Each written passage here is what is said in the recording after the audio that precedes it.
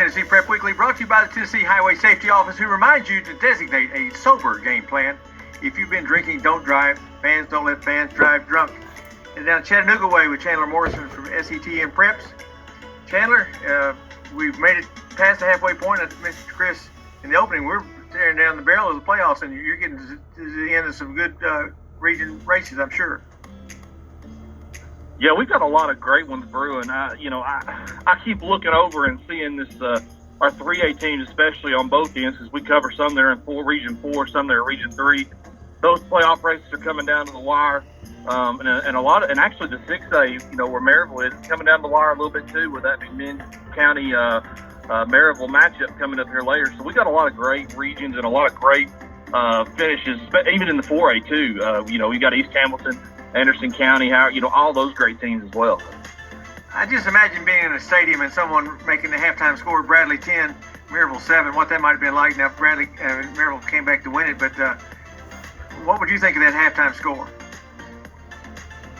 Well, I was actually driving to where I usually do my scores, and it just popped up because I was running a little late that day, and it kind of shocked me. I was sitting there, and I said, "Well, I guess this is life now, reality now. Maybe Maryville's not as but they came back in that second half, and I think they showed that they are Maryville for a reason. They're able to adjust, and Bradley Central.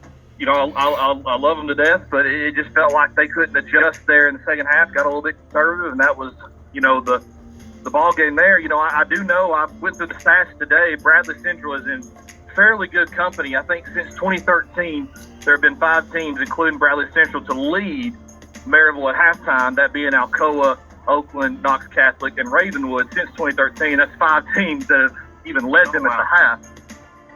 And that's really good company, I guess, for Bradley Central. I think all those names are ones that everybody across the state will recognize no matter where.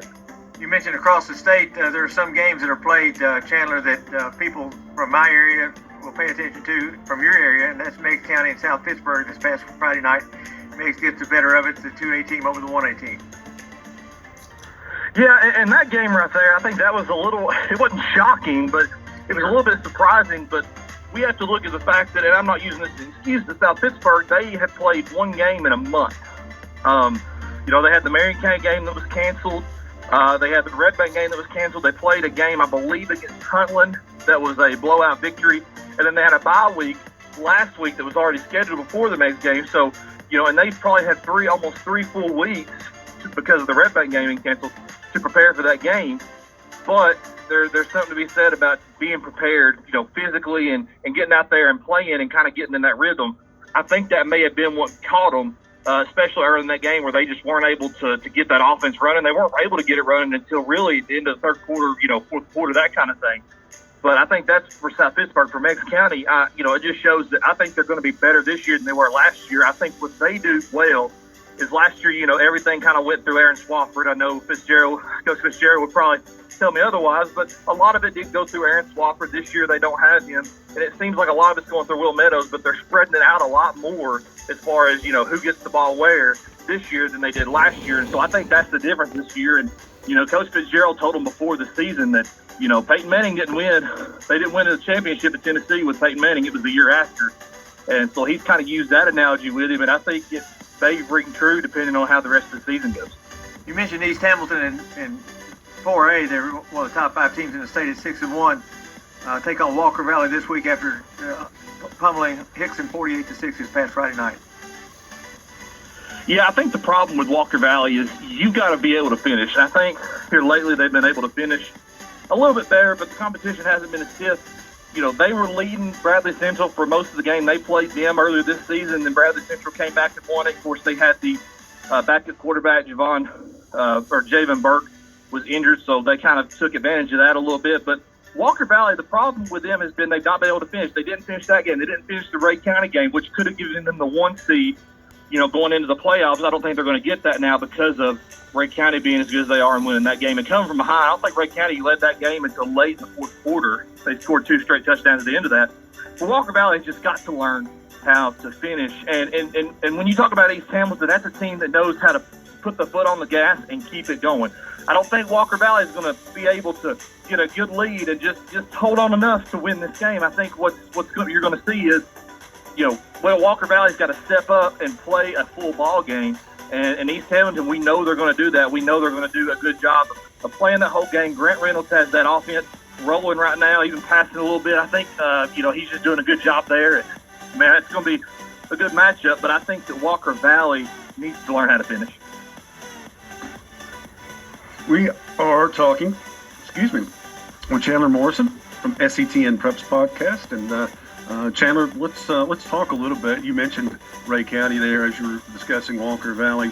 Obviously, Ray County undefeated on the season.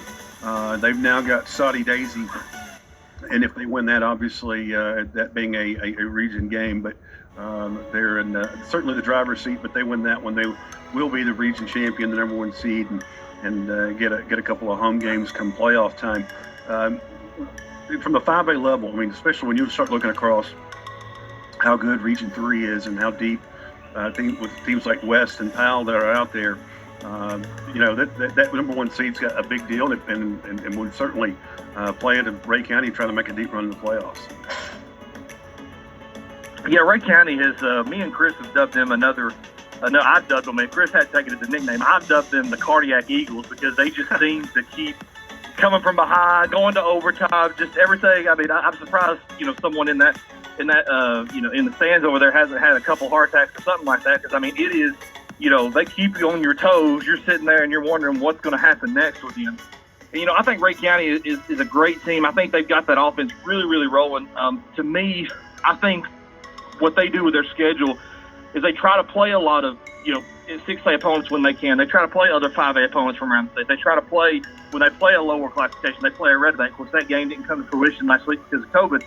But I think what Ray County does well is scheduling, because I think that's where in the past few years it's kind of been a struggle, because you only have a 4-team region. You're automatically in the playoffs. You're probably going to get a home playoff game no matter what, knowing that you're Ray County. And, I thought if that was not going to happen, it wasn't going to happen this year because Walker Valley seemed to be coming to their own side. They seemed to be good before the season. And the region has kind of turned out not to be the way that we expected there. But, I think Ray County has a good shot of making a run this year. I think they've got some pieces they haven't had before, and I think that may be the difference for maybe a deeper playoff run. 5A is kind of more wide open than a lot of places, a lot of the other classifications sometimes when it comes to playoffs. But I think they might have a good shot to get a deep run. Speaking of deep runs, that's what Bledsoe County is doing right now in the regular season. They're undefeated. They've got Polk County, who is winless. They finished with Cumberland County and Tellico Plains, and this is a Bledsoe County team that, with that earlier win over Marion County, is looking to go 10-0 on the season.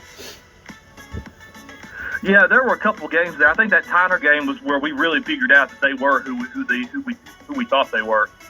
And for Bledsoe County, I think that when you turn the tables on this may be an undefeated season.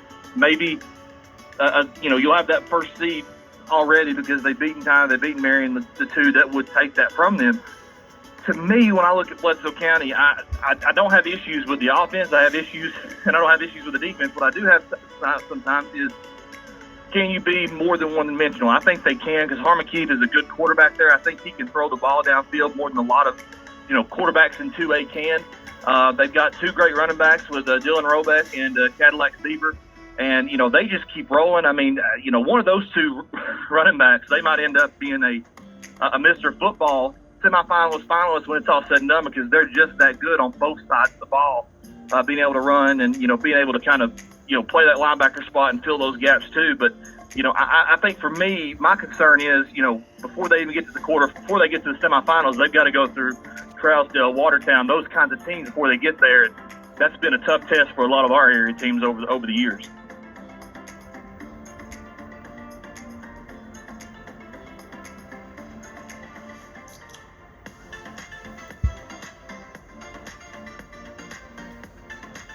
Hello?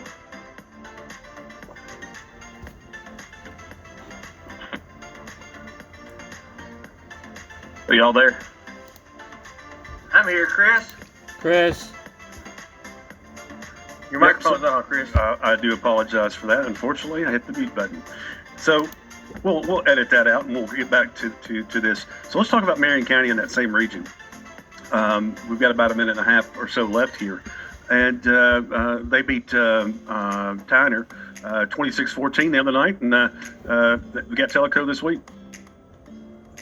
Yeah, I think they're shooting. I mean, right now they've got the second seed locked in. I think they've got a home playoff game, which is going to be huge for that fan base who expects big things from Marion County. I mean, they always do there, and they always kind of get those coaches to do that here, especially here in the past, maybe 10 years or so. I think for Marion County, what we have to look at is what are the expectations this year? Because I think we know what they're going to be, next year, the year after that, to make a deep run. But are the expectations to make a deep run? Where are they at? I think, because I don't know that they're going to make a deep run. I think they might get to the second round, possibly the quarterfinals if they get an upset. But I think that's where they're headed right now. But I think they're heading in the right direction. They're Dale Pruitt, and they're just doing a fantastic job. He is Chandler Morrison with the SETN Preps podcast. Make sure you guys go check that out, and wherever your favorite podcast is, we appreciate him joining us as he does on a regular basis. We're going to go ahead and take a quick break and come back with more. You're listening to Tennessee Prep Weekly, brought to you by the Tennessee Highway Safety Office here on our statewide radio network.